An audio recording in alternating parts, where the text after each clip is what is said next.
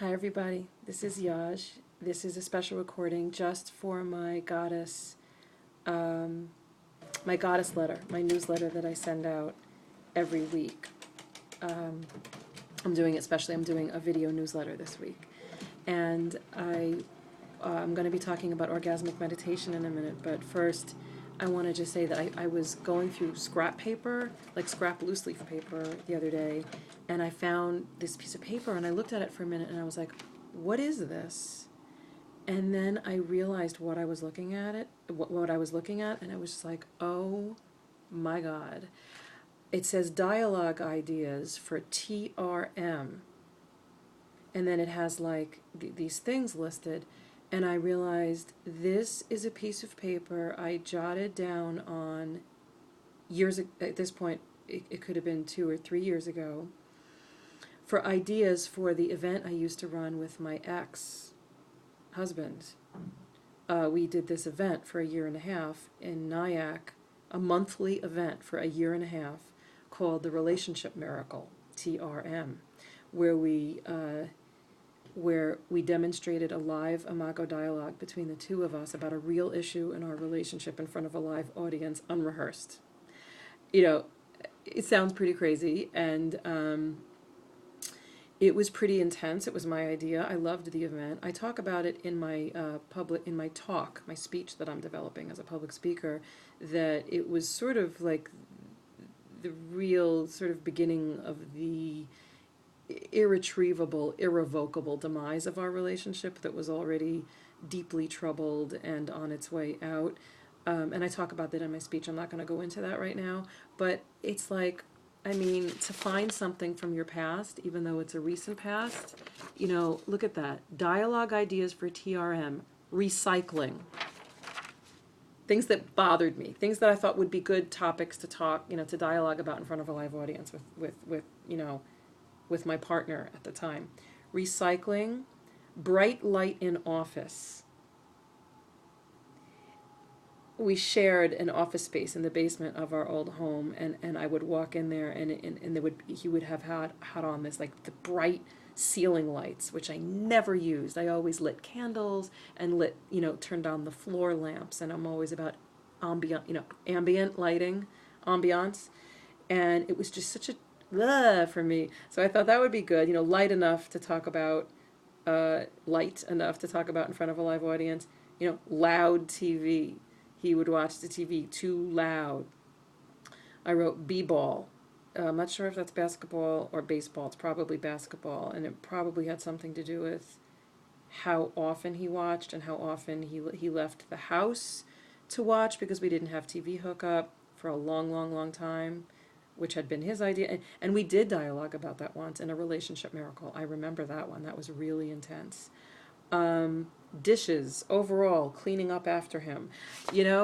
I'm out of this relationship now, and just finding this list is like, right, like, this wasn't the worst of it, and we're collaborative co-parents, I'm happy to say, but I don't got a dialogue about this shit no more. I'm putting it in the waste paper basket. Sometimes, most of my paper goes in recycling, but sometimes you just have to, you want to just throw it away. So having said that, my recent grief path has shifted. I'm dating now, and I posted a lot of stuff about grief around rejection and things not working out with some people. And this morning I had a bout of crying, driving my son to preschool, but it was really different. It was the kind of crying I love.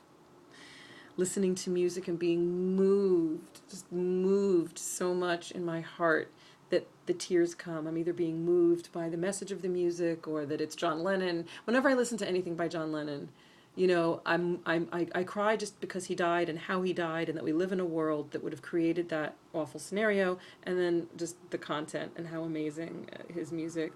And, I also cry, like, I'm starting to see sort of like I'm grieving all my past relationships, like, and also crying from the place of where I did have an open heart and had love flow through me in those relationships, and just feeling that. So it's opening up into just love crying spirit crying, God is crying, heart crying, which is my favorite kind of crying. It can also happen after or during intimate moments or after orgasm. There's a nice segue to orgasmic meditation. So after sexual activity, intimate connection, and during that kind of crying, because it's a release, it's a heart opening. So what is this orgasmic meditation that I've started doing? On the newsletter, there's a link to, I think it's onetaste.us. One Taste is the organization started by, I can never remember how to say her name, Nicole Daydon. I think it's Daydon. And orgasmic meditation is the name of a practice. And I had read a little bit about it, and I had talked to a couple of people about it. I had watched a training video or two about it, and then I had a first training, which was just a phone call, and I took notes and learned about all the steps. It's simple, but it's very structured. And then I had my first guided OM. So it's called OMing, or Would You Like to OM? And you have to be trained to do it. Anyone's free to do whatever the hell they want in the privacy of their own space, but to be in any kind of part of the official community and request to do an OM, you have to have received training. And it's all focused on utilizing the power of the female orgasm as a source of connection between two people, the strokee and the stroker. And it's about maintaining a point of contact between the clitoris and the strokers, which can be a man or a woman. It could be a friend, a lover, or a stranger that you just met. But if you're part of the community, it means you've been trained, and it's going to be done the same way every time. It's clean, it's safe, it's legit. There's gloves, it's all clean, hygienic, and yet very erotic. And the structure keeps it safe, but it is stroking the clitoris. Things happen. You don't have to have an orgasm. You're allowed to have an orgasm. There's no expectation. You're not trying to have one. And what it's about is, the clitoris has 8,000 nerve endings, which Mama Gina Thomas Hauer is fond of saying, and she even has her T-shirts for her staff all say 8,000 nerve endings. So the point of the clitoris, with this extreme sensitivity in this one small point, with the dexterity, the most dexterous part of the body, the fingertip of the stroker. And what happens, 15-minute frames, it's just 15 minutes, and it's a whole structure, there's a timer, and again, no expectations, and with the trained stroker, and you can make requests. Can you go a little to the left, a little to the right, a little high, a little faster, a little more pressure, and the stroker is trained to ask, would you like me to use more pressure? Would you like me to go faster? Would you like me to go slower? And there's this crystal clear communication, which of course is my favorite part. And what the structure is designed to do is to help two people connect on the point they're both meditating on. The female, the strokee, focusing on the sensation and relaxing and allowing whatever sensations to come. And just like with sitting meditation, like sitting seiza, no expectations. Thoughts come in, you let them float away, and just allowing yourself to melt into and breathe into the sensation. And for the stroker to just really be focused on what their sensation is, any feedback they're getting, about adjustments to make, and about what they're feeling and what they're experiencing in their finger or in any other part of their body. And what I like is that it works with a whole different definition of orgasm. And what most people consider orgasm is what in orgasmic meditation is called climaxing or going over, like the threshold into what we all consider orgasm. But what this is doing, which some men can experience too, I know in tantric practices, and some men just do experience a more extended orgasm.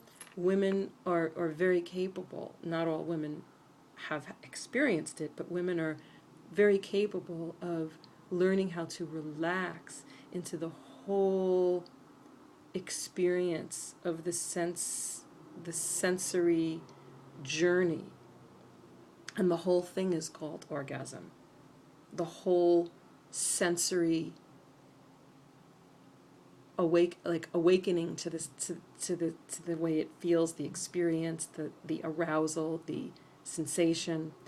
And it's pretty amazing. And I had a pretty great the first time, which was with the coach. That was, there was a coach, and there was the stroker, and there was someone observing. It sounds crazy, but it isn't. They make it so safe, and that was good. It was a good first time. And then I had my first, I reached out. Does anyone looking for a stroker, looking for a strokey? There's all these ways of connecting with the community.